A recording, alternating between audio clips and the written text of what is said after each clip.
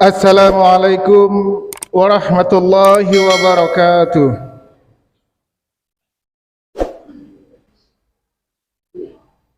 Innal hamdalillah nahmaduhu wa nasta'inuhu wa nastaghfiruh wa na'udzu billahi min shururi anfusina wa min sayyiati a'malina.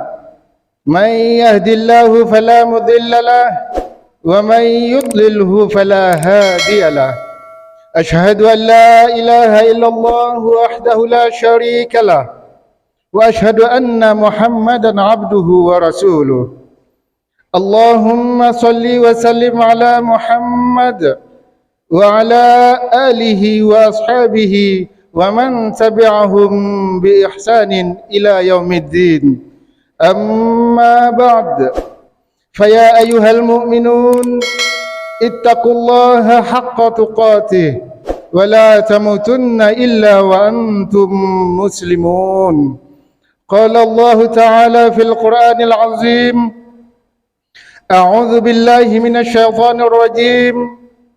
قال فبما أغويتني لأقعدن لهم صراطك المستقيم ثم لأتينهم من بين أيديهم ومن خلفهم وعن أيمانهم وعن شمائلهم ولا تجد أكثرهم شاكرين. Kaum muslimin jemaah Jumat rahimakumullah, marilah bersama-sama kita panjatkan puji dan syukur kehadirat Allah Subhanahu wa taala atas segala limpahan rahmat dan karunia-Nya kepada kita semua, mulai dari nikmat Islam, iman dan kesehatan sampai kepada nikmat yang tidak terhingga banyaknya. Dan jika nikmat itu kita hitung pun tidak akan mampu menghitungnya.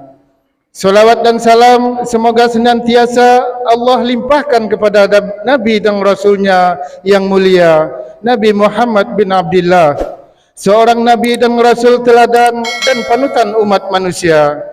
Barang siapa yang patuh dan mengikutinya, selamatlah dunia dan akhirat. Dan barang siapa yang ingkar dan tidak patuh kepadanya, celakalah dia baik di dunia maupun di akhirat. Kaum muslimin jemaah Jumat yang berbahagia, pada kesempatan yang mulia ini khatib akan menyampaikan khutbah Jumat dengan tema 4 langkah syaitan dalam menyesatkan manusia. Sebuah tema yang insya-Allah mengingatkan kita betapa pentingnya untuk berhati-hati terhadap berbagai serangan yang dilancarkan oleh syaitan dalam menyesatkan kita sebagai hamba Allah. Firman Allah yang telah khatib bacakan pada awal khutbah di atas dengan tegas menyebutkan kepada kita tentang kebulatan tekad syaitan dalam upaya menyesatkan manusia. Dia akan menyerang manusia dari berbagai arah dan sisi. Ayat yang dimaksud yang artinya, iblis menjawab, "Karena engkau telah menghukum saya tersesat, saya benar-benar akan menghalang-halangi mereka dari jalan engkau yang lurus. Kemudian saya akan mendatangi mereka dari muka dan belakang mereka, dari kanan dan dari kiri mereka, dan engkau tidak akan mendapati kebanyakan mereka bersyukur atau taat." Quran Surat Al-A'raf ayat 16 dan 17. Hadirin jemaah Jumat rahimakumullah, begitu jelasnya yang Allah jelaskan dalam firman-Nya bagaimana langkah-langkah yang akan ditempuh oleh syaitan la'natullah alaih dalam rangka menyesatkan manusia, dan tentunya tujuan akhirnya untuk menyengsarakan manusia dengan cara mengikuti langkah-langkah dan trik yang dimainkan oleh syaitan ini. Secara garis besar ada 4 langkah yang ditempuh oleh syaitan dalam rangka menyesatkan umat manusia. Yang pertama, menghiasi kebatilan. Yang dimaksud menghiasi kebatilan adalah syaitan akan berupaya untuk menampakkan berbagai bentuk perbuatan buruk dan batil itu sepertinya indah dan baik, sehingga para hamba Allah ini tergiur melihatnya, tidak sadar dan lupa bahwa perbuatan tersebut adalah perbuatan buruk dan batil. perbuatan yang sangat dibenci dalam Islam yang agung ini. Allah Subhanahu wa taala berfirman, A'udzu billahi minasy syaithanir rajim.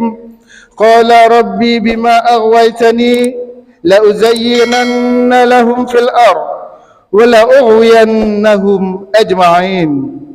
Iblis berkata, ya Tuhanku, oleh sebab engkau telah memutuskan bahawa aku sesat, pasti aku akan menjadikan mereka memandang baik perbuatan maksiat di muka bumi, dan pasti aku akan menyesatkan mereka semuanya. Quran Surat Al-Hijr ayat 39. Ibnul Qayyim Al-Jauziyah berkata, dan di antara tipu syaitan dalam menyesatkan manusia, pertama, perbuatan syirik, mempersekutukan Allah dipandang sebagai perbuatan yang agung dan mulia. Mengingkari sifat-sifat Allah sebagai perbuatan untuk mensucikan Allah dari berbagai sifat yang menyerupai makhluk. Meninggalkan amar ma'ruf nahi mungkar dianggap sebagai sifat toleransi terhadap sesama.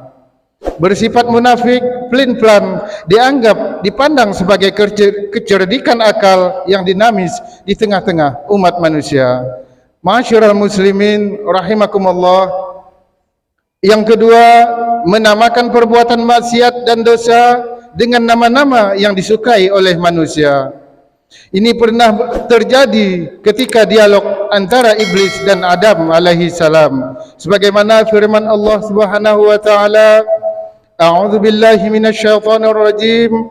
Fawaswasa ilaihi syaitan qala ya Adamu hal adulluka ala syajaratil khuld wa mulki la yabla. Kemudian syaitan membisikkan fikiran jahat kepadanya dengan berkata, hai Adam, maukah saya tunjukkan kepada kamu pohon khuldi, pohon kekekalan dan kerajaan yang tidak akan binasa. Quran Surat Thaha ayat 120. Kembali Ibnul Qayyim Al-Jauziyah menjelaskan maksud dari ayat di atas dengan mengatakan bahawa hal-hal yang disukai oleh manusia dari ayat ini adalah suka akan sesuatu yang indah, enak dan menyenangkan, suka dengan kekuasaan dan kebesaran, ingin untuk selama-lamanya dalam kenikmatan tersebut. Yang ketiga, memberikan nama-nama ketaatan dengan nama-nama yang menakutkan dan mengerikan manusia. Yang pertama, Nabi Hud alaihi salam dikatakan orang bodoh dan dusta. Yang kedua, Nabi Syuaib alaihi salam dianggap sebagai pembawa sial dan kesengsaraan. Yang ketiga, Nabi Musa dan Harun alaihi salam dituduh sebagai tukang sihir. Yang keempat, Nabi Muhammad sallallahu alaihi wasallam dituduh dengan berbagai macam sebutan seperti tukang sihir, terkena sihir, gila dan sebutan lainnya. Hadirin jemaah Jumaah rahimakumullah. Yang keempat, masuk ke dalam diri manusia melalui pintu-pintu yang disukai oleh manusia. Ibnu Qayyim Al-Jauziyah berkata, ini adalah tipu daya yang sangat besar yang dilakukan syaitan terhadap umat manusia ini. Dia masuk melalui aliran darah manusia sehingga dia mampu menguasai manusia tersebut. Dia menanyakan kepada manusia apa yang disukainya, lalu ia membantunya untuk mendapatkannya. Jika manusia sudah mendapatkan apa yang diinginkannya, maka sifat-sifat jelek yang digerakkan syaitan kepada manusia adalah lupa. Lupa bersyukur kepada Allah Subhanahu wa taala. Lupa kepada Allah sebagai zat yang hak untuk disembah. Lupa akan segala karunia yang telah diberikan Allah kepadanya. Pada akhirnya kufur terhadap nikmat Allah. Kaum muslimin yang berbahagia, semoga Allah Subhanahu wa taala senantiasa memberikan kekuatan Islam dan iman kepada kita semuanya, sehingga terselamatkan dari berbagai bentuk tipu daya syaitan dalam menyesatkan umat manusia. Hanya kepada Allah sajalah kita memohon pertolongan serta perlindungan. Barakallahu li wa lakum fil Qur'anil azim ونفعني وإياكم بما فيه من الآيات والذكر الحكيم وتقبل مني ومنكم تلاوته إنه هو السميع العليم. أقول قولي هذا واستغفر الله العظيم لي ولكم ولسائر المسلمين والمسلمات والمؤمنين والمؤمنات فاستغفروه إنه هو الغفور الرحيم.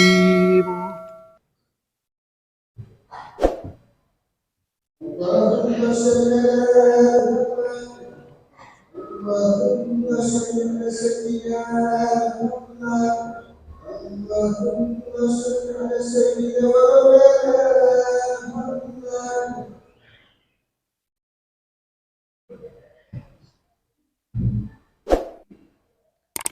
إن الحمد لله نحمده ونستعينه ونستغفره ونعوذ بالله من شرور أنفسنا ومن سيئات أعمالنا. من يهد الله فلا مضل له ومن يضلله فلا هادي له. أشهد أن لا إله إلا الله وحده لا شريك له وأشهد أن محمدا عبده ورسوله. اللهم صل وسلم على محمد وعلى آله وأصحابه ومن تبعهم بإحسان إلى يوم الدين. أما بعد، فيا عباد الله، أوصيكم ونفسي بتقوى الله فقد فاز المتقون. وقال الله تعالى في كتابه الكريم: إن الله وملائكته يصلون على النبي يا أيها الذين آمنوا صلوا عليه وسلموا تسليما. اللهم صل على محمد وعلى آل محمد كما صليت على إبراهيم وعلى آل إبراهيم وبارك على محمد وعلى آل محمد كما باركت على إبراهيم وعلى آل إبراهيم في العالمين إنك حميد مجيد. اللهم اغفر للمسلمين والمسلمات والمؤمنين والمؤمنات الأحياء منهم والأموات. اللهم إنا نعوذ بك من عذاب جهنم ومن عذاب القبر ومن فتنة المحيا والممات ومن فتنة المسيح الدجال. اللهم أرنا الحق حقا وارزقنا اتباعه وأرنا الباطل باطلا وارزقنا اجتنابه. ربنا هب لنا من أزواجنا وذريتنا قرة أعين واجعلنا للمتقين إماما. ربنا آتنا في الدنيا حسنة وفي الآخرة حسنة وقنا عذاب النار. سبحان ربك رب العزة عما يصفون وسلام على المرسلين والحمد لله رب العالمين. عباد الله، إن الله يأمركم بالعدل والإحسان وإيتاء ذي القربى وينهى عن الفحشاء والمنكر والبغي يعظكم لعلكم تذكرون. ولذكر الله أكبر والله يعلم ما تصنعون. أقم الصلاة.